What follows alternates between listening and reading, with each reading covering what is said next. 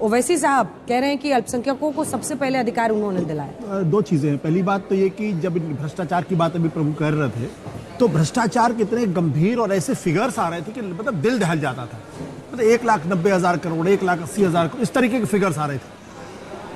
लेकिन उस वक्त के बीजेपी के नेताओं से मेरी जब बात होती थी, उनका कहना था यार कि हम लोग जानते हैं कि उनके अंडर के तमाम मंत्रियों के ऊपर गंभीर आरोप लगे हुए हैं, लेकिन हमारी हिम्मत नहीं पड़ती कि हम सीधे मनमोहन सिंह के ऊपर आरोप लगाए। और विपक्षी पार्टी इस बात को डरती थी कि ये अगर हमने आरोप लगाया तो इनके ऊपर चिपकेगा नहीं, उल्टे हमारे ऊपर बुमरांग कर सकता। दूसरी बात, जो अल्पसंख्यकों की बात हो रही है, अभी मैंने फिगर्स देख रहा था, कोई यकीन करेगा कि मनमोहन सिंह उस कम्युनिटी से आते थे जो हिंदुस्तान की आबादी में सिर्फ 1.7%। यह भारत की खूबसूरती थी कि सिर्फ आबादी का 1.7% का आदमी भी इस देश का प्रधानमंत्री रह सकता है और 10 साल तक कर सकता है, और उसको ट्रांसफॉर्मेटिव प्राइम मिनिस्टर कहा जा सकता है। शशि शेखर जी, मुझे असल में एक किस्सा याद आ गया। हाँ। हम लोग उनके साथ जापान जा रहे थे और मैंने संजय बारू से पहले से कह रखा था कि आप मुझे उनसे मिलवाइएगा जब भी मौका मिले। तो खाना वाना हो गया, लंच हो गया, और उसके बाद अचानक मैंने देखा संजय बारू दूर से मुझे बुला रहे हैं। तो उन्होंने कहा कि पीएम से मिलना है, चलिए। मैं जब पहुंचा तो विजय चोपड़ा जी पहले से बैठे थे, पंजाब केसरी के एडिटर, और उस दौरान चुनाव हो रहा था उत्तराखंड, उत्तर प्रदेश और पंजाब में। उस चुनाव में उसी दिन एक अंग्रेजी अखबार में सेकंड लीड स्टोरी छपी थी कि मनमोहन सिंह को कांग्रेस पार्टी ने एक भी जनसभा नहीं दी है।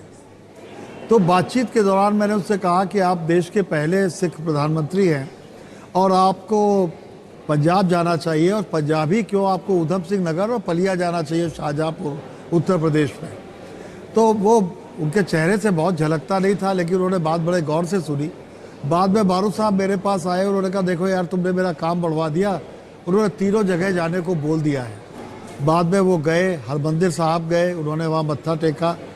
पंजाब शांत हो चुका था, लेकिन फिर भी इससे एक अलगाववादियों को तमाचा जरूर लगता है इन सब चीज़ों से। मनमोहन सिंह इस मायने में बहुत संजीदा और ज़बरदस्त इंसान थे। जो लोग कहते हैं पार्टी और उनके द्वैत के बीच की बात, तो ये भी एक किस्सा है कि वो हिचके नहीं अपनी ओर से वहाँ का प्रोग्राम बनाने में। बलिया और इन तमाम इलाकों से पलिया, अच्छा, शाहजहांपुर में पलिया। हाँ। पलिया। और चूंकि आपने उनकी बात की तो सिख दंगों के लिए भी माफी मांगने वाले प्रधानमंत्री वो, मतलब क्योंकि उन्होंने नॉट एग्जैक्टली माफी अंजना, हाँ, उन्होंने जाके वहाँ जो कहा वो बहुत बराबर करने वाला था, अलगाववादियों को चोट पहुंचाता था, इसमें कहीं कोई दो राय नहीं।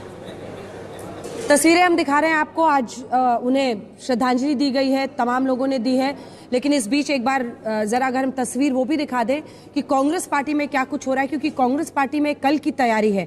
कल वहीं से उनकी अंतिम यात्रा निकलेगी और वहीं पर तमाम लगभग 8:30 साढ़े 9 बजे के आसपास जो कार्यकर्ता हैं वो जाकर कांग्रेस मुख्यालय में, कांग्रेस दफ्तर में उन्हें देख पाएंगे।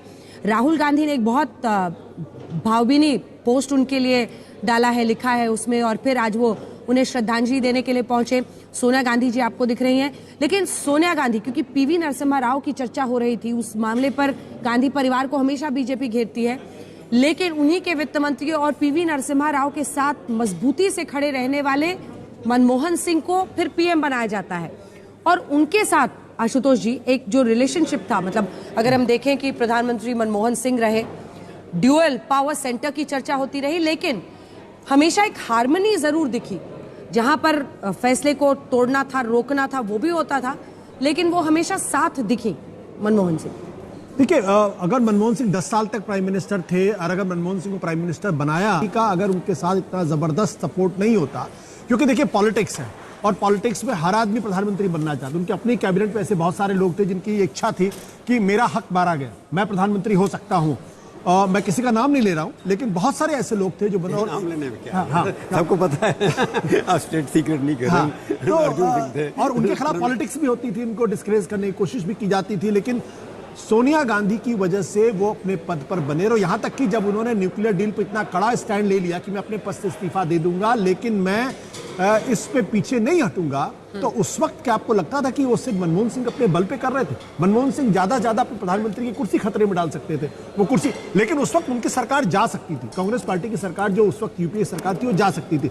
लेफ्ट में प्रकाश कारत के नेतृत्व में इतना जबरदस्त विरोध किया था कि सरकार जाने का खतरा पैदा हो गया था। तो मेरे कहने का मतलब सिर्फ इतना सा है कि पॉलिटिक्स मैंने सोनिया गांधी करती थी, सोनिया गांधी को मनमोहन सिंह पर जबरदस्त तरीके से विश्वास था और इसीलिए वो 10 साल चल पाए। और ये खासियत से मनमोहन सिंह की कि जब पीवी नरसिम्हा राव ने भी उनको वित्त मंत्री बनाया तो उनके बीच में अविश्वास की कोई दीवार नहीं। अभी प्रभु जी ने जब उसका हर्षद मेहता कांड का जिक्र किया तो जब मीडिया में खबरें आने लगी, लोगों ने हमले करने शुरू कर दिए कि देखिए अगर आप वित्त मंत्री थे, आप चाहते तो स्कैंडल को रोक सकते थे, आपने नहीं रोका।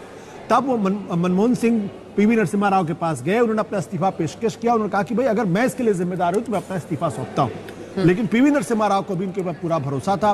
तो ये जो खासियत है ना कि एक व्यक्ति की अपनी इंटेग्रिटी पर उनके दुश्मनों को भी शक नहीं था, और यही कारण था कि सोनिया गांधी भी उनके साथ खड़ी थी और साथ ही साथ पीवी नरसिम्हा राव भी उनके साथ खड़े थे।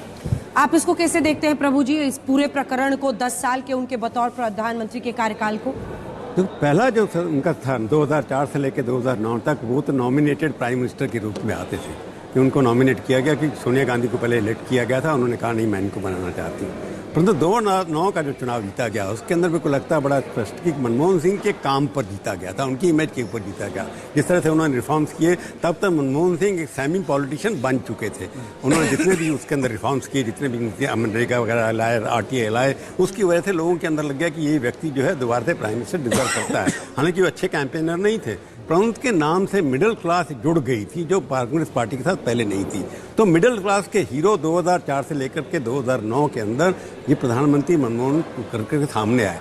परंतु एक बात और भी बताना चाहता हूँ, उनके दिमाग में एक और बात थी, कश्मीर को सॉल्व करना। मैं एग्जांपल इससे दे रहा हूँ कि कश्मीर के प्रति उनके, क्योंकि एक बार ब्रेकफास्ट के ऊपर दोबारा उनसे बात मीटी हुई थी, पहला क्वेश्चन उन्होंने हमारे से पूछा कि इसके अंदर कश्मीर के अंदर कैसे सॉल्व हो सकता है। तो हम लोगों में जो डिस्कशन, मैं इसके अंदर कह नहीं सकता क्या हुआ, पर उनका कहना यह था कि कांग्रेस पार्टी इसके अंदर इससे सहमत नहीं होगी और हमारे सहयोगी दल भी जो हैं इस फार्मूले के ऊपर सहमत नहीं होंगे। हालांकि बीजेपी के जहाँ उनके साथ बात हो रही थी उसके अंदर दोनों बीजेपी और मनमोहन सिंह के सोचने का तरीका इकट्ठा था, परंतु वो इम्प्लीमेंट नहीं कर पाए। तो मेरे को लगता है कि मनमोहन सिंह केवल अर्थशास्त्री भी नहीं थे, स्ट्रैटेजिक यूएस के साथ संबंध कैसे होना चाहिए था, सबके साथ मिलकर के बात करना चाहते थे। इसकी वजह से उनकी एक्सेप्टेबिलिटी जो आज हम कह रहे हैं, सब अच्छाइयाँ जो उनकी हम आज दिखा रहे हैं, उनको हमने दबा करके रखा, क्योंकि एक एटमॉस्फेयर बन गया था कि कांग्रेस पार्टी, नेहरू परिवार, गांधी परिवार जो है वो डोमिनेट करता है और मनमोहन सिंह कुर्सी के चक्कर में अपने आप को अलग नहीं कर पाए। और इसी वजह से किताबें भी लिखी गई।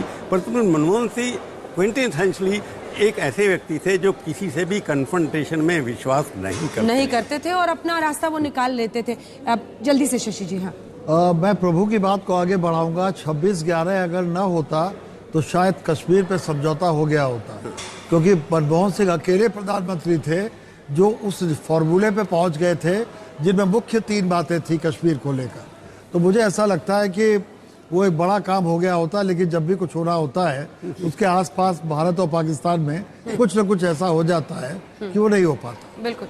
और कोलकाता में डॉक्टर मनमोहन सिंह की छोटी बहन गोविंद कौर रहती हैं। इससे पहले कि हम आपको सुनाएं, अभिषेक मनु सिंघवी जी हमारे साथ जुड़ गए हैं, कांग्रेस पार्टी के वरिष्ठ नेता।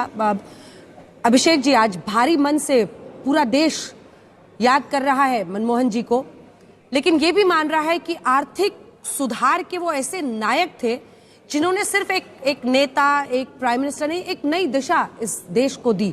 आप किस तरह से उनके काम को, उनके व्यक्तित्व को आज याद करेंगे? देखिए, जो भी शब्द आप इस्तेमाल कर रही हैं या मैं जो इस्तेमाल करूं, मैं समझता हूं वो कम पड़ेंगे, पूरी तरह से महफूज नहीं होंगे। मनमोहन सिंह जी के बारे में आपने बहुत सुना है, कल में, आज, और सुनती रहेंगी अगले कुछ दिनों के। लेकिन वो व्यक्तित्व पे पहले बात करना चाहूंगा, वो राजनीति के नहीं, उनके व्यक्तित्व पे। नंबर 1, सादगी ऐसी मैंने कम से कम पब्लिक लाइफ में बहुत कम देखी है, नहीं देखी है, नहीं के बराबर। बिल्कुल जो बाहर देखते थे वो अंदर थे, जहां तक उनकी सादगी, बोलने चालने का तरीका, सहजता का सवाल था। दूसरा, ह्यूमिलिटी, विनम्रता। मैं आपको बताऊं, मेरे को उन्होंने कई बार इनपुट्स मांगे, स्पीचेस के लिए ड्राफ्ट्स मांगे, कभी ऐसा नहीं हुआ जब उन्होंने वापस फोन नहीं किया हो, कहा कि मुझे बड़ा अच्छा लगा, मैंने पूरा इस्तेमाल किया, आपके ड्राफ्ट को बदलने की आवश्यकता नहीं हुई। उनको कोई करने की आवश्यकता नहीं थी। प्रधानमंत्री के लिए हम बहुत एक गौरव से और खुशी से करते ऐसा काम। उनको मुझे फोन करने की आवश्यकता नहीं थी, लेकिन वो हमेशा करते थे। तीसरा, वो रूल को देखते थे।